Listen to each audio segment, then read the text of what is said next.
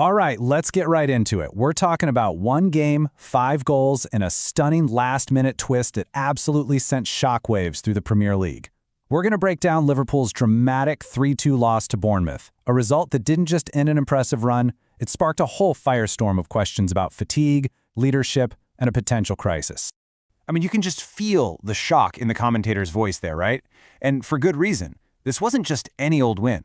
He calls it a landmark moment for Bournemouth, and it was snatched right at the very end.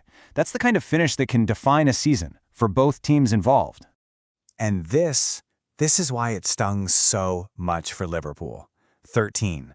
That's the number. 13 games without a single defeat. Now, you could argue that run was hiding some cracks in their performances, but hey, a run's a run. And then, in the 95th minute, it all came to this dramatic, crashing end. So let's start right where it hurt the most, that stoppage time heartbreak. How on earth did Liverpool go from clawing back a point to walking away with absolutely nothing? The context here is just, it's brutal. Think about it. Liverpool showed some serious grit to fight all the way back from being 2 goals down. At 2-2, you're thinking, okay, they salvaged something here. But then, a long throw-in, total chaos in the box, and suddenly the ball is in the back of their net. All that hard work, poof, gone, for nothing. To really understand that final, crazy moment, we need to rewind a bit and look at the timeline of how this wild 5-goal thriller actually unfolded. And here it is, the whole roller coaster. Bournemouth just comes out and stuns Liverpool with 2 goals, really taking advantage of some sloppy defending. Then, right before the half, Virgil van Dijk gives his team a lifeline. You think, okay, game on. And then, late in the game, a moment of absolute magic from Dominik Szoboszlai makes it 2-2. The stage is set for a heroic finish, but it's Bournemouth who deliver that final decisive blow. So, how do the players explain it? Well, this is where it gets interesting. After the match, the captain, Virgil van Dijk, he pointed to the weather, especially for that first goal. He said the tricky wind made the ball tough to judge, and that's really the first of several conflicting stories that started to come out after the game. Which brings us right to the heart of it, the blame game. Was it the wind? Was it because they were tired? Or was it just not good enough? It seemed like everyone had a different answer. Now check out the contrast here. It's pretty stark. On one side, you've got the manager, Arne. He's blaming fatigue, pointing out they had to play a tough Champions League away game just 2 days before. But on the other side, you have pundit and Liverpool legend, Steve Nicol, and he is just not buying it. He basically says an excuse like that doesn't cover up basic mistakes, calling the defending just chaos. And the fans? Well, they were even more blunt. This quote from Anfield Agenda really captures that raw frustration. You can tell fans felt like they were hearing the same old empty words and excuses. You know, things like blaming the wind, instead of just taking accountability for what they saw as a really poor performance. And you know what? The data kind of shows that this result wasn't some random fluke.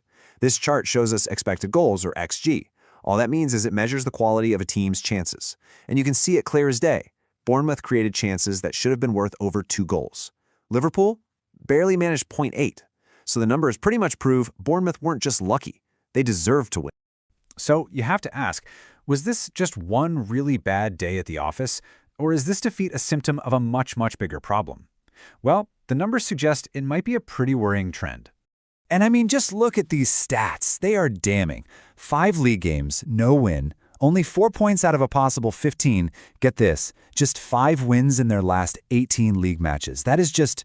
it's alarming. It's their worst run since the final days of the club legend Kenny Dalglish. All right, so let's try and get to a final verdict here. This isn't really just about one loss, is it? It's about a whole string of bad performances, some deeper issues bubbling up to the surface, and of course, a ton of pressure now mounting on everyone at the club. So it all boils down to this one crucial question. Was this just a freak result, right? A one-off shock that was fueled by a bit of fatigue and some bad luck? Or was this the moment the mask finally slipped and we all saw the deeper issues that 13-game unbeaten run had been hiding all along? Naturally, the fallout has put the club's biggest names right under the microscope. The pressure is seriously building on the manager, Arne. Virgil van Dijk's leadership and some of his recent mistakes are being heavily criticized. And you've even got pundits out there openly saying that the star man, Mo Salah, has fallen off. And this is why it all matters so much. When you put it all together, the excuses, the hard data, the context of this terrible run of form, it's clear this is more than just a slump. This whole situation has put their main goal for the season, getting into the Champions League, in what's being called huge jeopardy. Which leaves us with one final thought to chew on. Beyond just the 3 points they dropped on the day, what is the real cost of this defeat for Liverpool? Is it the momentum they lost? Is it the belief inside that locker room? Or is it the faith of a fan base that's starting to worry that this isn't just a blip, but maybe, just maybe, it's the new reality?